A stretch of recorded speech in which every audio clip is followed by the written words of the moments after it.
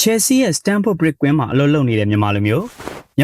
ဆိုတာကမ္ဘာပေါ်မှာဘောလုံးကိုအယူမှုအားပေးတဲ့နိုင်ငံတစ်နိုင်ငံဖြစ်ပါတယ်။လက်ရွေးစင်အသင်းတွေကသာအောင်မြင်မှုမရတာပရိသတ်တွေကတော့အင်္ဂလန်၊ဂျာမနီနိုင်ငံတွေလိုပဲအယူမှုအားပေးနေကြပါတယ်။ဒါကိုခုနောက်ဆုံးယူဆက်ခွန်အာရှဖလားခြေစစ်ပွဲစီဂိမ်းအမျိုးသမီးပြိုင်ပွဲတွေမှာထင်ထင်ရှားရှားမြင်တွေ့ခဲ့ကြပြီဖြစ်ပါတယ်။ဥရောပရဲ့ကမ္ဘာထိပ်တန်းဘောလုံးကွင်းကြီးတွေမှာဘောလုံးပွဲကြီးကွင်းရဖို့ဆိုတာလူငယ်ဘောလုံးပရိသတ်တွေရဲ့အိမ်မက်ဖြစ်ပါတယ်။တခါတလေဘောလုံးကောက်လို့ရရင်တောင်ကျဉ်တ်တယ်ဆိုပြီးတော့ပြောမိတတ်ကြပါသေးတယ်။လက်ရှိမှာတော့မြန်မာလူမျိုးတယောက်ဟာ Chelsea ရဲ့ Stamford Bridge ကွင်းမှာအလုပ်လုပ်ခွင့်ရနေပါတယ်။ရွှေလာရောင်အမည်အရ TikTok အကောင့်ပိုင်ရှင်ဟာ Chelsea အသင်းရဲ့ hospitality ဘိုင်းမှာဂုဏ်ယူစွာအလုပ်လုပ်နေကြောင်းသူ့ရဲ့အကောင့်ကနေဝေမျှထားပါတယ်။သူဟာ Stamford Bridge ကွင်းမှာအလုပ်လုပ်နေပြီး Chelsea နဲ့ Barcelona တို့ရဲ့ Champions League ပွဲမှာကိုယ်တိုင်ကူညီပါဝင်ခဲ့ကြောင်းဓာတ်ပုံတွေနဲ့တကွဝေမျှထားပါတယ်။သူ့ရဲ့ဗီဒီယိုထဲမှာလာမီယာမဲကကူကူရဲလာကိုကြော်ဖြတ်ဖို့အခက်အခဲဖြစ်နေတယ်လို့စိတ်ပြက်နေတဲ့ရုပ်သံလည်းပါဝင်နေပါတယ်။အလုံနာချင်းပွဲခိုးကြည့်ရင်လည်းရိုက်ကူးထားတာလို့ဆိုပါတယ်။သူ့ရဲ့အဆိုပါ post အောက်မှာပိုင်အမည်အကောင့်ပိုင်ရှင်က